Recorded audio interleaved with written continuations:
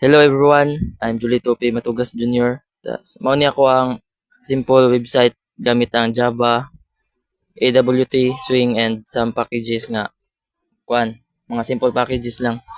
So mao ni akong nadungag katong IR3 na ako, wala pa ning first landing page. Karon IR4 gidungagan ako landing page, nagdungag man ko at least 3 modules ata. So una sign in, i-extend ako ning admin dashboard.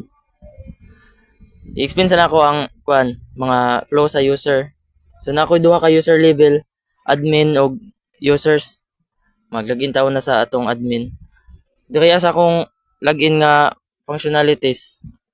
Nalang ko'y nagbuhat lang og default daan nga username ug password. So ang username sa admin@gmail.com. Tapos ang iyang password is admin. So nigana to siya nga functionalities or behavior sa ako ang website gamit ang kani nga function login frame nako. So dinhi nagamit ko og if else statement niya. Pinakauna mo ni nga condition if ang username is equals daw sa ako ang kaning username nako nga admin@gmail.com and password is equals to admin. Then if ako aning dito sa input field sa login form, so i-navigate siya sa admin dashboard which is mo na ni kani. If akong user credentials nga i-login kaning worker@gmail.com tapos iyang password worker. So mao to i-navigate siya dito sa worker dashboard. So mao ni ang akong admin dashboard na lang siya mga naka-highlight lang ang mga kibali important ng mga information sa system. For example, kaning total works. So if mag-add kag works, so automatic na siya i-count din tapos i-display siya sa ato ang chart or graph ni. Then ang total task and apply. So akong nadungag nga modules kaning so mao ni iyang kaning naka-highlight kani isa. Then kaning works, mag-add ko og work. Then full code operation na ni siya which is create, read, update, and delete. So if mag-add ko work name, building installation, then owner name, Matugas, contact number, worker 1, at least 20 ka workers, 20 workers, location, Bunawan, Agusan del Sur, date created, 09, 22, 20, 25. End date, mga estimated 2030. Then pag i-save na to na, automatic siya, madungag din niya. Which is mao na ni. So kato atong gidungag nga work, automatic po to siya i-count dito sa ato ang admin dashboard nga kaning total works. So ang kani ato ang pie chart o kaning graph nato nga circle, automatic nagdungag ang iyang yellow nga color which is ang total works. Then same process lang gyapon sila sa total task and total applied.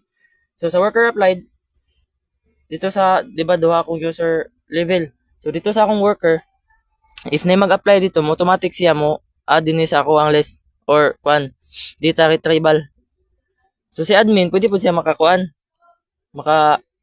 So worker ID, applicant name, contact number, and message.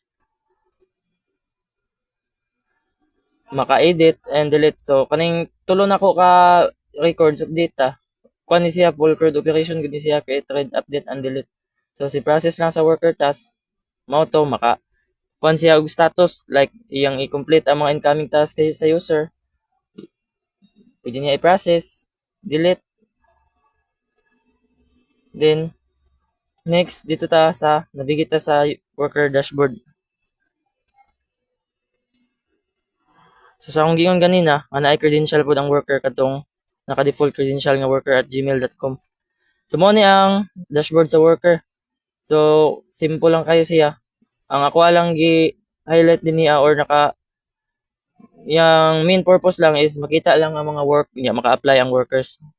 Para saan makita tanan works nga na post dito sa akong admin niya, maka-apply pod si user like nga ani if i-click niyang apply, display din yung dialog nga input field sa user nga mag-apply. So iyang name ibali mag-name ta og worker, then contact number, message, submit. Then pag submit na ato automatic siya i-record din sa atong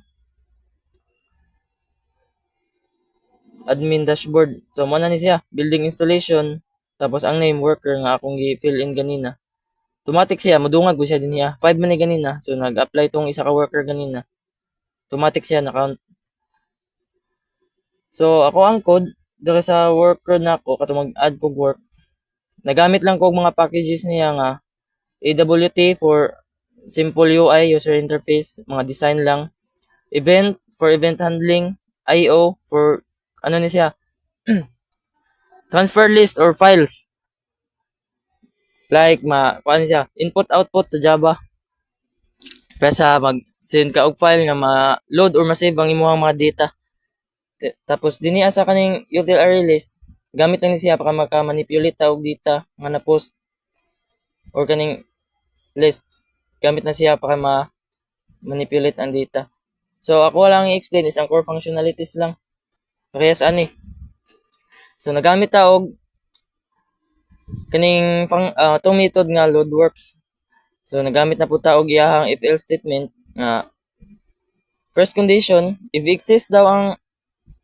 not exist daw ang kuan mga record or data, mao ni ang iyang maka-default nga works. Kibali og walay record sa works nga data, mao ni ang iyang automatic makita dito sa mga users kani nga data. Then kuan po kog try and catch nga statement. Try if yaning i-try yaning kaning iyang unahog pangita. If naa daw ni sila object input kaning object input stream, if naa daw ni sila sa atong file nga katong sa IO nato which is kaning works.dat, if naa daw sila kibali magipakita lang nila ang mga data ato. Then catch if naa daw error or failures, so exception. So kaning exception method po siya sa atong package nga IO nga i-check niya if naabay mga incoming failures sa ato ang IO nga package or katong object input stream or output. Siya mo check sa mga failures. So diri agad siya ibutang sa catch which is catch if error atong try nga block of code, else dayon diri siya sa catch, diri ang failures. So nag-declare na po kog new method nga naka-public which is open to all siya. Outside ba sa class? If private lang, so sa inside class na siya ma-call. So naka-public man pwede na to siya i-call sa lain nga file o lain nga destination or directory. So ako lang gikuan nito, gipangalan ako siya og variable like get work count, then load works. Then dinhi sa load works, kibali akong gi-count ang tanan nga works nga ma-post or data nga ma-post. Then return work size. So mao to gi-return niya ang tanan size sa works. So ma-display na dayon to tanan. For example, 10 ka buok. So ma-display na tong 10 ka buok gamit ning return work size. So kani style lang man ni siya sa button, dili na ako explain. So mao lang to ang akong mga core Java package lang nga gamit is Java AWT, event for event handling, IO for input output for data, then utils for manipulating data, and array list. So sa akong worker, mao naman ta akong na-explain ganina, add task. Sa ako man ni module sa una sa IR3 na ako explanation ani admin dashboard manapod ni. So mo lang to ako Ako lang mong i-demo last sa akong kan. So sa worker applied, mo to maka-add si admin. Worker task, maka-edit sa status, complete ba or delete our process. Then maka-add og task. Task name, building, install. Then worker, si worker. So automatic siya dungag din niya. Gamit ni IO and array list. So si IO, gamit ni si IO mag-handle sa input and output nga data.